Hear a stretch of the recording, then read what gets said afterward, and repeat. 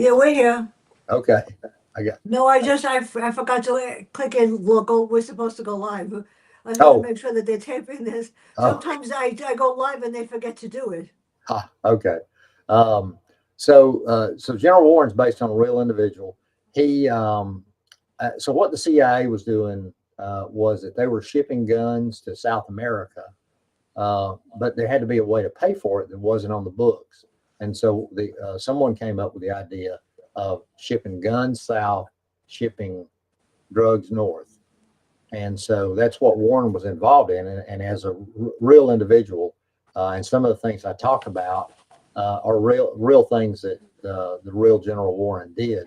Were that he was involved in training mercenaries, and I actually still know many of General Warren's family members, the person that it's based on. I got to know them over the years, and so I just found him a fascinating individual. And so I try to tell that story without embarrassing any of the family. So I've changed names, I've changed geography, but he's a very real person. How do you come up with this, though? How do you come up with something that, I've read, like I said, so many books. And this was this, sometimes I sit and I read this book and I go, you got to be kidding me. He didn't just write that. It's horrible. It doesn't make sense. And, when I read this, I just sat there and read the whole book the same day. Oh In less well, than less than an hour and a half. And I go, and then I reread it this morning to make sure that I got it straight. I said, and it's so realistic. How did you come up with it that it makes, it makes perfect sense? And of course, the topic, fentanyl, any drugs, it's not just them, it's coke, heroin, everything. well I lived it. I mean, I actually lived it. I That's what spent I figured, yeah. Yeah, I worked undercover for a few years, and then I managed undercover agents for several years, and so I lived all that. And the you know there's lots of stories that I still have. I'll just say that. And then it's the other thing that the subtext I wanted to have here is you know Joseph Wambaugh wrote a lot of novels back in, I guess, in the I '70s remember and '80s. him. Yeah, and he was a former cop, and his theme was that it was the emotional danger was greater than the physical danger if you're a law enforcement officer. Well, one of the things I try to bring into my stories is the damage that this life does to you. So, as an example, one of the first major scenes I went to, and this was before I was with the GBIs, when I was with the Georgia State Patrol, was a DC-9 crash in northern Georgia. There was 60 or 70 people killed. And I'm walking through the scene, and there's bodies everywhere. And that's the sort of thing that most people never see in their lives. Those are the sorts of things that I've experienced. I've seen multiple bodies at a scene. I've seen horrible things happening to children and to vulnerable individuals, and so that emotional damage is hard to deal with. And so Bird struggles with um, trying to not drink too much, not do the wrong things, not but that's always a struggle because the They can't seem to stop this. It's really scary. I mean, I used to live in the Bronx, which is an experience. I'm sure. I grew up in the South Bronx, and I knew it was tough. And I knew I was little, but I was like, I'm little this, I'm 97 pounds. I was like this back then. So nobody started with me. It was scary. When I moved to the other part of the Bronx, I taught in a tough school in the Bronx, really tough. And I saw what was going on, but you know what? I didn't let it bother me because when I went inside, I was perfectly safe. Sure. But I mean, yeah, the school is still tough. I mean, a lot of the teachers couldn't handle it. And I just looked at the kids like, don't even go there. It would be a very big mistake. You don't want to get the queen upset. But the drugs were outside, and I had to convince them not to do it because in my first class, very first class that I survived, after 2 weeks, I straightened them out. Two of my boys got arrested for selling drugs in the schoolyard. And I looked at them and I said, "Congratulations! I don't have to look at you anymore for the next month. Bye." When they came back, they only sent one back, and I said, although they sent the drug dealer back, I said, "You got any aspirin or something?" It's like unbelievable. So now we have Bird. How does he fit in? And what is the GBI? That was interesting. So the GBI, the Georgia Bureau of Investigation, is Yeah. the state law enforcement investigative agency for the state of Georgia. Uh huh. So the southern states and well, even all the way to California, tend not to have state police like New York does, and like a lot of the particularly the northeastern states, have state police. In the South and in a lot of the countries, a lot of the states that were formed later on, you don't have state police. You have specific bodies to investigate certain things or to do certain things. We have a highway patrol in Georgia that does traffic. The Georgia Bureau of Investigation did criminal investigation. So we did drug enforcement. We did. I worked a lot of homicides, armed robberies, rapes, those kinds of things, and we did it on a broad basis. So the drug office that I ran when I retired from the GBI covered 46 counties. So we had everything in the northern third of the state of Georgia. And Wow. Georgia is the largest state east of the Mississippi River. So we had everything north of the northern third of the state, from South Carolina to Alabama. My office actually touched and worked with four states: Alabama, Tennessee, North and South Carolina. That's So scary. we covered a lot of territory. It's a big job, and it's a lot of it's challenging. Did they link this also? I know I listen to the news a lot too much. So besides the drugs, the fentanyl, that do they link into alcohol too? The most of these they must profit a lot from everything. Uh, well, now that alcohol is actually cheaper to buy, Yeah, I know. bonded alcohol, than it is to make it. Now, Georgia had a lot of illegal alcohol for many years in the after the turn of the last century. In the 1900s, all the way down to probably the 1970s. And you can still find a little bit of illegal liquor, but it's just so expensive to make nowadays. And let's face it, you don't know what you're getting. It's Uh, scary. yes, a lot of people would filter their alcohol through car radiators, which is not a, it's very dangerous. You can end up with lead poisoning and they end up blind or dead. I know. It's really scary. Yeah. So who is Tomlinson and how did he become involved with Felicia? And then you had to tell the with the judge. That was interesting. So Thomason is based on an agent that I worked with who very early on, I didn't realize it. He was working with the drug dealers, and so I would have coffee with him almost every work morning at our office before we went out to do our cases. And turns out he was a turncoat. Was doing it for money and for because he had some personal problems that he was trying to pay back.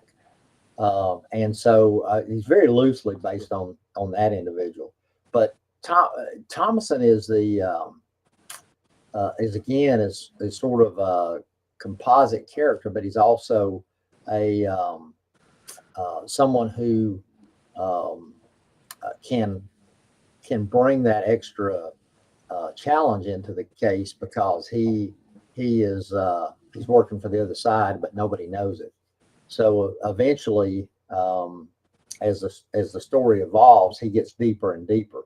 And one of the things that is a side effect. So the primary drug in of abuse in Georgia is methamphetamine. Has been for probably 30 years. And you also want to bring in the aspect that casual use of methamphetamine um, becomes an addiction really quickly. And so Thomason falls prey to the female who entices him, but he also falls prey to the methamphetamine that she offers him. So he is a again a cautionary tale about falling victim to those sorts of enticements. And we have Felicia. And how did you create the scene with the judge? Sometimes I wondered about that judge. Uh, remind me, remind me which scene you're talking about. Wasn't there a scene that he was in? One of them were brought up in front of the judge for something. Oh yes, Yeah, yes, and then yes, and the judge said, "Yeah, yeah. Well, yeah." I've had a lot of different experiences with judges. I try to Well, remember. we were well. Sometimes I get the storylines mixed That's up in my okay. head. So the judge is based on a good friend of mine, and and again there's several judges involved, but there was a judge who's still living, who was known locally as No Hope Pope. His name was Marion Pope, is Marion Pope, and so the people in jail called him No Hope Pope because they knew if they went in front of him that they would not have a chance. And so that's where the character comes from. Is I changed the name, but to No Chance Lance. But he is a sort of the no nonsense judge, because you have Yeah. judges whose background is everything from all civil to Uh-huh. this guy is a little bit more um, pro law enforcement, and you get judges like that. You get judges from backgrounds where they worked a lot of criminal cases, and then you get judges who don't have that background. So he's more of a hardliner, but he's also a realist. Tell me about it. Who is Doc Farmer and what's his role? I don't like him. Yeah, Doc. So Doc is well. I'm sorry you didn't like him, because Doc was a good friend of mine. Yeah, He's based on an agent that I used to work with a lot. yeah. Doc had um, uh, a lot more. He was older than I was, and that's the way he is in the novels.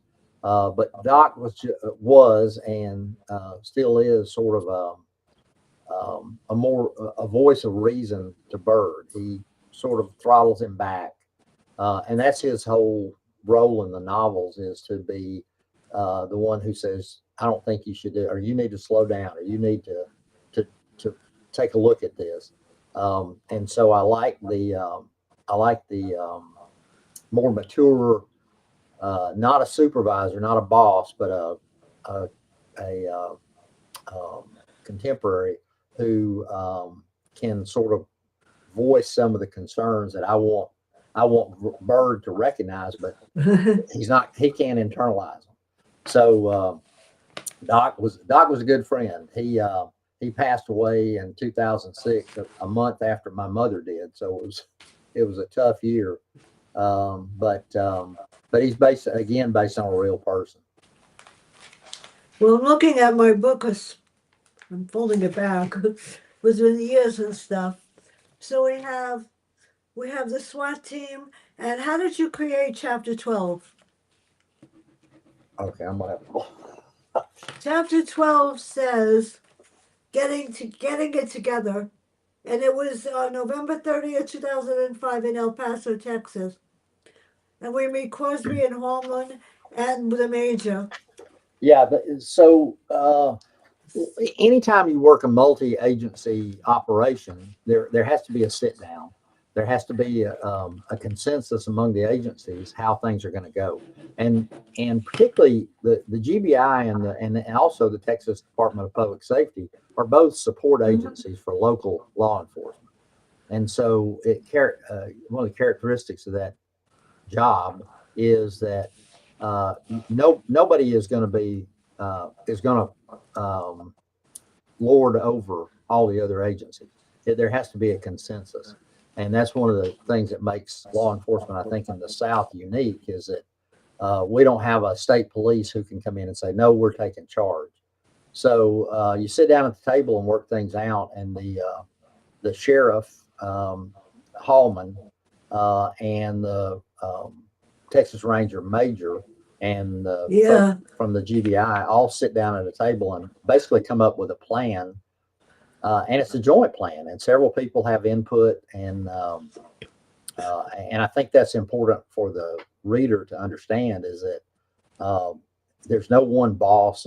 There's a lot of different people who have input, and so all those characters are people who have a vested interest, and so they have a vote, so to speak.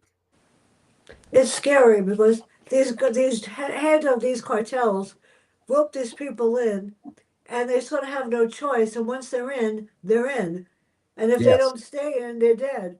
yes. So, how did you set up the scenes with Omar, Dawn, Ray, and the dealers? That was interesting Uh, because very interesting. so again, that's from working undercover. We Yeah. I've sent agents in undercover a lot of times, and so based on my prior experience, I know how the business side of the drug business is, and so I use that information to sort of guide the narrative, to guide the story. I know what would be a lot of the concerns of the drug traffickers, the drug cartels, the drug users. So I know enough about that I can weave that all into the story. This is really amazing. So, how do you take, besides Royals, how do you take down a drug deal like that? And I could realize as I'm reading it, it's not over yet. I mean, they did take down whatever. I won't say who didn't. I was like, huh? It's never over. That was really good. It's never over, and Never over, right? I didn't think so. no, and it's that's again, there's certain things that I try to bring to the reader's attention. That's one of them. That uh, there's no pat ending. Now we have two more guys. So you created the scenes with Peterson, but who is Steve Loftus? Whoa. He's with MI6. Yeah,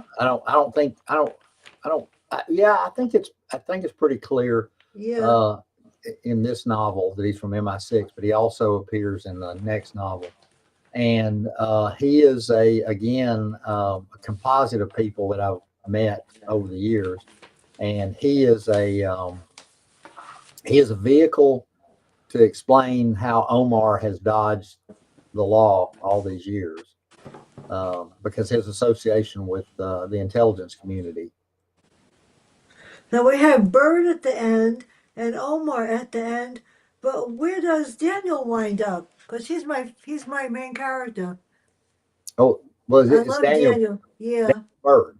That's so Bird. The bird I'm talking about is Daniel yeah. Bird. So, and the way it ends up is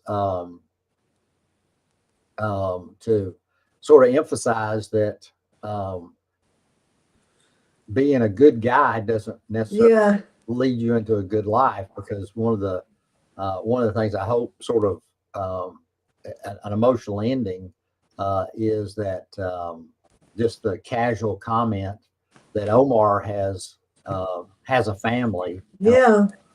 and Bird never did. Never had a family, never had children, and so to and the when he walks away, that's to me was hopefully a significant scene. Well, then we have Chief Baker. Daniel had some morals and scruples, that's for sure. He didn't want to. Yeah, that's somebody has to. So how did you create the epilogue and why this surprise ending? Won't What tell anybody what that is. right? Yes. I, I'm I'm an Anglophile, I guess you could say, to a certain extent. So in my early days, I read, and I was a reader, not as much as you, but I was a heavy reader, and I started with Uh Sherlock huh. Holmes, and Sherlock Holmes was when I was in elementary school and never traveled outside of Georgia at the time. That was a vehicle for me to imagine a broader world. So I read a lot of things about England. Um, I don't know.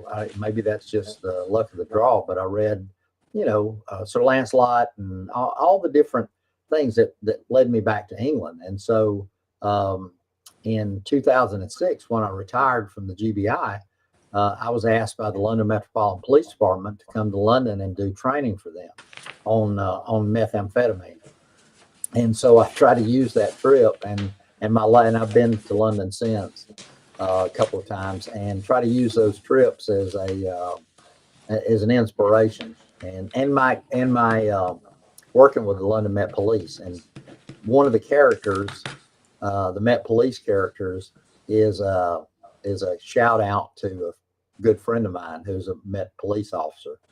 And I like to use names that the people involved will know, but the everyday reader you won't be able to Google that name and find the person that I'm giving the shout out to. But the characters of Stetson Crosby, the Texas Ranger Major, Uh-huh. um, Addie Riley, and Raylan Michaels are actually the names of my grandchildren, and so they're the they're the first and middle names of my grandkids. So yeah, it's just a little something that I throw in there as a bonus to myself, I guess. Well, in my last book, which is Voices from Beyond, which is horror, there were four people. I won't say why. They did something to me, though. It's really caused a problem. So I sort of knocked them off in the last story of Yes. my book. Yeah. Well, if you do the wrong thing, you wind up dead as a face in the mirror, replaying your deed forever until you repent. They didn't. Nobody got it. But that's an interesting thing, and It so is. It's different. Yeah. I will say that one of the things that, and you briefly mentioned it, one of the things I try to Yeah. do is to demonstrate that just because you're bad, Yeah. you don't always end up in Yeah. prison. Just because you're good, you don't always end up everything going your way. There's bad things in good Yeah. people's lives. There's good things in bad people's lives, and I think sometimes it's so easy um, to draw that really simple picture that good guys are good, bad guys are bad. Everybody's is a shade of gray. Some lighter gray, some darker gray, but nobody's all bad, nobody's all good.